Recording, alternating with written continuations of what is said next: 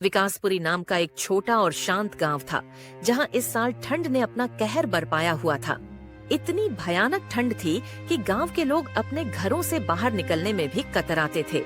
पेड़ों पर बर्फ की परत जमी थी, तालाब का पानी जम चुका था। आज ठंड अपने चरम पर है और ऐसा लग रहा है जैसे ठंडी हवाओं ने सब कुछ जमा दिया हो। ऐसे में अगर कुछ लकड़ियां जलाकर आग जलाई जाए तो माहौल एकदम सुकून भरा और गर्माहट से भर जाएगा।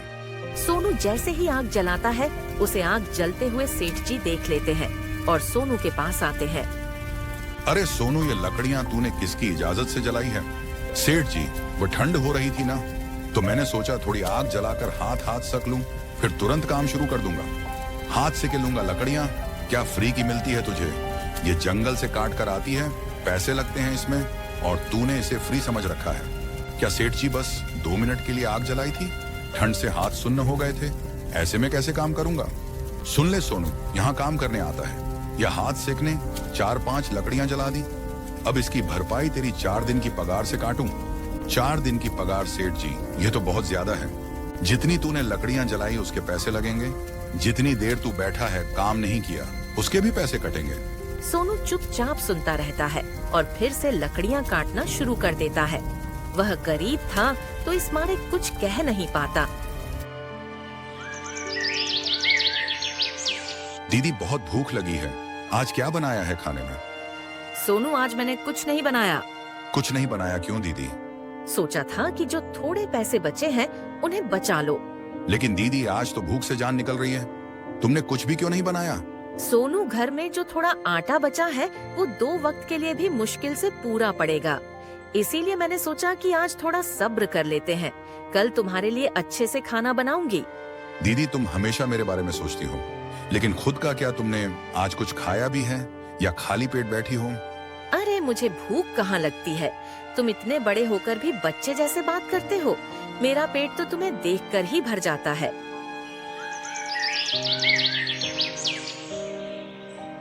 अगले ही दिन सोनू काम पर चला जाता है।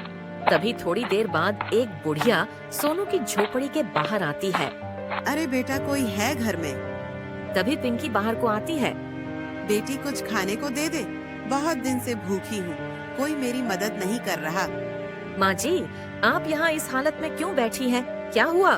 बेटी, मैं बहुत दूर से आई हूँ, मेरा कोई सहारा नहीं है, घर परिवार सब छूट गया, अब बस एक ऊपर अल्लाह का सहारा है, वही मुझे हर दिन किसी न किसी के जरिए खाने को दे देता है।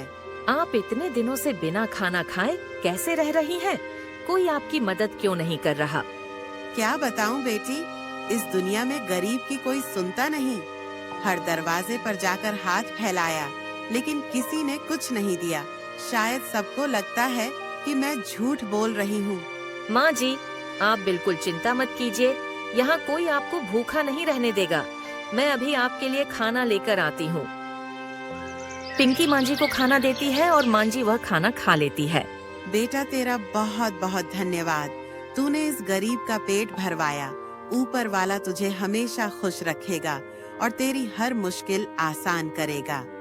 माँ जी, धन्यवाद मत दीजिए, ये तो मेरा फर्ज था, लेकिन सच कहूँ हमारी हालत भी कुछ खास अच्छी नहीं है।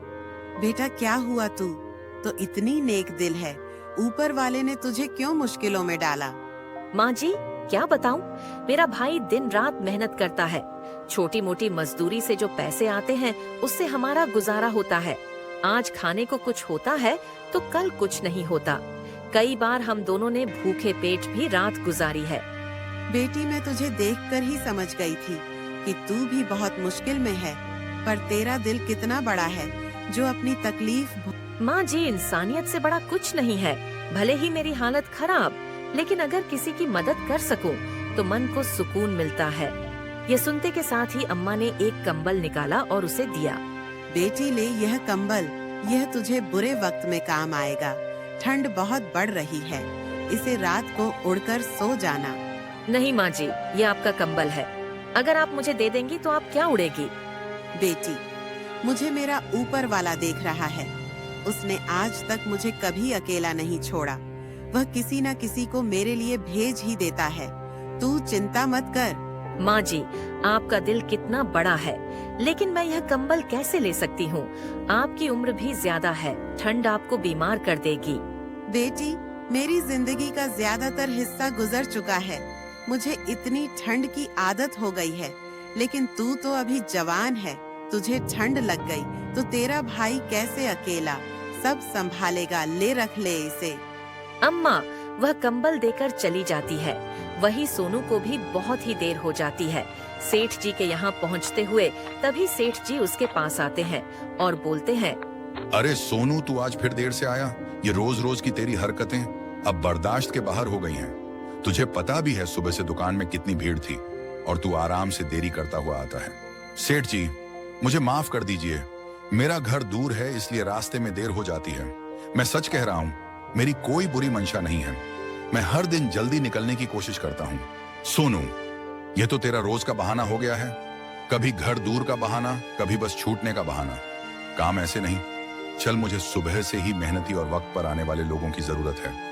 सेठ जी, मेरी बात समझने की कोशिश कीजिए। मेरे घर की परिस्थितियां ठीक नहीं हैं। मैं कोशिश करता हूं कि समय पर पहुंच, लेकिन कभी कभी हालात हाथ से निकल जाते हैं। मैं वादा करता हूं, कल से ऐसा नहीं होगा। सोनू, मैंने तुझे कितनी बार समझाया है कि यहाँ वक्त की कद्र होती है। ये दुकान तेरा घर नहीं है जहां तुझे तेरी मर्जी से आना जाना हो। और अब मुझे तेरा कोई वादा नहीं चाहिए। तू कल से काम पर मत आना। सेठ जी, ऐसा मत कहिए। यह नौकरी ही मेरे घर का सहारा है। मैं सचमुच सुधार लाने की कोशिश करूंगा। बस एक बार मौका दे दीजिए। सोनू, बात समझने की कोशिश कर। यह दुकान कोई मजाक नहीं है। अगर मेरे हर कर्मचारी ने तेरी तरह बहाने बनाए तो मेरा काम कैसे चलेगा? मैं तुझे बहुत मौके दे चुका हूँ, अब और नहीं। सेठ सोनू को काम से निकाल देता है और सोनू अपने घर आ जाता है। दीदी, खाना बन गया क्या? बहुत भूख लगी है। हाँ सोनू, खाना तो बन गया है, तुम बैठो, मैं अभी प्लेट में लगा देती हूँ। लेकिन क्या बात है, तुम कुछ चुप चुप से लग रहे हो। सब ठीक है ना? सोनू, मुझसे छुपाने की कोशिश मत करो, मैं तुम्हें देखकर ही समझ जाती हूँ। कुछ तो हुआ है, बताओ क्या बात है? दीदी, आज सेठ जी ने मुझे काम से निकाल दिया। क्या सेठ जी ने निकाल दिया? लेकिन क्यों? उन्होंने कहा कि मैं देर से आता हूँ। बोले अब तेरी जरूरत नहीं है, कल से काम पर मत आना। ये सुनकर वह बहुत निराश हो जाती है और सोनू के लिए खाना लगा देती है। दीदी, तुम खाना क्यों नहीं खा रही हो? सोनू, तुम खाना खा लो, मुझे भूख नहीं है। दीदी, आप कब से ऐसा कह रही हो? आपने कल भी नहीं खाया था। आपने कहा था कि रात को खाएंगे, लेकिन अब आज भी मना कर रही हो। क्या बात है दीदी, आप मुझसे कुछ छुपा रही हो क्या? नहीं सोनू, ऐसा कुछ नहीं, बस मेरा पेट भरा हुआ है।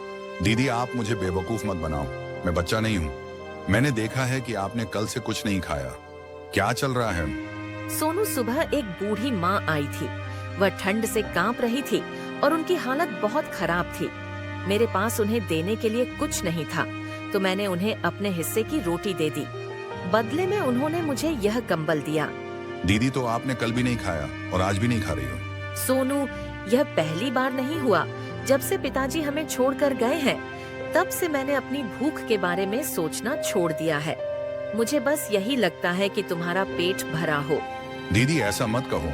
वह दिन याद है जब पिताजी हमारे लिए सबसे अच्छा खाना लाते थे। हर रोज हम हंसी खुशी खाना खाते थे। अब वह दिन कितने दूर लगते हैं। तभी एक जादू होता है और उनके सामने अलग अलग रंग के खाने जाते। दीदी, ये सारे खाने कहाँ से आ गए? इतने अच्छे अच्छे खाने। पता नहीं सोनू, ये खाना कहाँ से आया, मेरी खुद समझ में नहीं आ रहा। कहीं हमारे पास कोई भूत तो नहीं है? तभी पास में पड़ा एक पुराना कंबल धीरे धीरे हिलने लगता है। दोनों उसे हैरानी से देखते हैं। कंबल नहीं सोनू और दीदी, मैं भूत नहीं हूँ।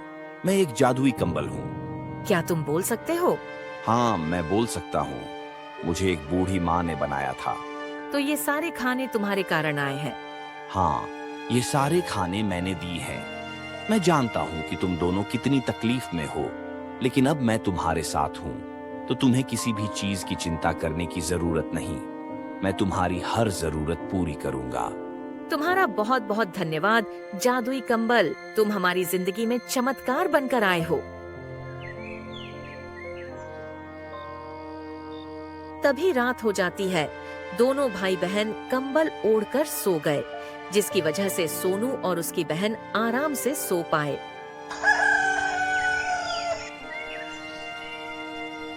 तुम्हारा बहुत बहुत धन्यवाद जादुई कंबल। तुम्हारे कारण ही हम रात भर सर्दी से बच पाए। तुम्हारी मदद ने हमें अंधेरे और ठंड से सुरक्षित रखा। सच में तुम्हारा आभारी होना शायद शब्दों में संभव नहीं। धन्यवाद की कोई आवश्यकता नहीं है सोनू, यह तो मेरा फर्ज था। तुम्हारी हिम्मत और एक दूसरे के प्रति प्रेम ही असली ताकत है। मैंने तो बस अपनी जिम्मेदारी निभाई। तुम दोनों ने जो इतनी मुश्किलें सही, अब तुम्हें कोई परेशान नहीं करेगा। दुनिया में अच्छाई हमेशा तुम्हारे साथ रहेगी। याद रखना, जब भी जरूरत हो मैं हमेशा तुम्हारे लिए तैयार रहूंगा। सोनू फिर कोई काम पर नहीं जाता और पिंकी भी अपने घर रहती है। किसी भी चीज की जरूरत होती तो जादुई कंबल उनको पूरी करके दे देता था।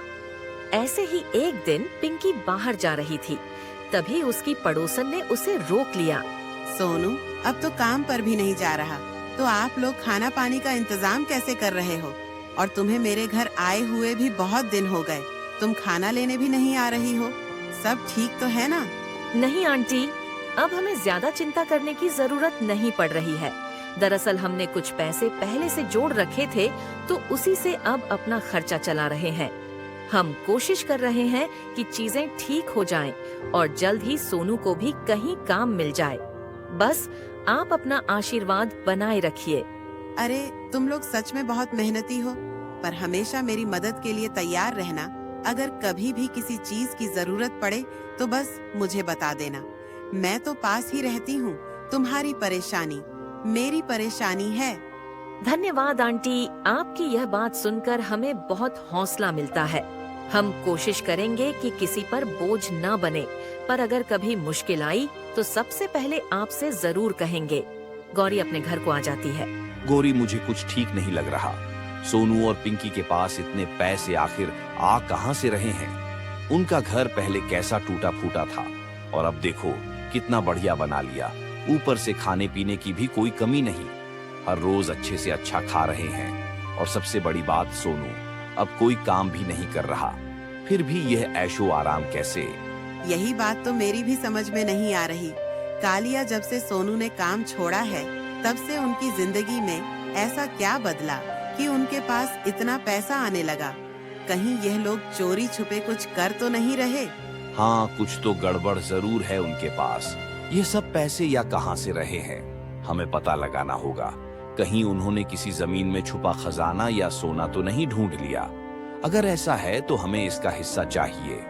मुझे भी शक है कि उनके पास जरूर कोई बड़ी चीज हाथ लगी है, वरना सोनू जैसे आदमी के पास इतना पैसा आना नामुमकिन है। मुझे लगता है उनके घर में कुछ छुपा हुआ है, हमें वहाँ झांकना होगा। हाँ बिल्कुल, और अगर उन्होंने सच में कोई सोना या खजाना निकाला है तो वह मुझे निकालना अच्छी तरह आता है। उनके पास एक भी चीज बचने नहीं दूंगा। बस हमें सही वक्त का इंतजार करना होगा और उनकी हर हरकत पर नजर रखनी होगी। कंबल, जब से तुम हमारी जिंदगी में आए हो, हमारे दिन ही बदल गए हैं। पहले तो हमें हर छोटी बड़ी चीज के लिए सोचना पड़ता था, लेकिन अब सब कुछ आसान हो गया है। अगर हमारे माँ पिताजी होते तो वह भी हमें तुम्हारे जैसा ही प्यार और सहारा देते। कंबल, तुम हमारे लिए किसी वरदान से कम नहीं हो। पहले हम हर दिन बस संघर्ष ही करते थे, लेकिन अब ऐसा लगता है जैसे हमारी जिंदगी को नया रास्ता मिल गया है। तुम्हारी वजह से हमें कभी भूख या तकलीफ महसूस नहीं होती। सच कहूँ तो हम तुम्हारे बिना अब एक पल भी नहीं सोच सकते। तुम्हारा धन्यवाद जादुई कंबल। तुम हमारी जिंदगी में हो तो हमें किसी चीज की जरूरत नहीं पड़ती। तुमने जो सुकून और खुशी हमें दी है वह शायद ही कोई और दे सकता। तुम सिर्फ कंबल नहीं, हमारे लिए एक परिवार हो। कंबल से बातें करते हुए कालिया खिड़की से देख लेता है और वह सोनू और पिंकी के सोने के बाद चुपके से रात में घर में आता है और कंबल उठाकर अपने घर को लिया जाता है। जैसे ही सुबह होती है और कंबल की आंख खुलती है, वह देखता है कि वह किसी और के घर में आ चुका है।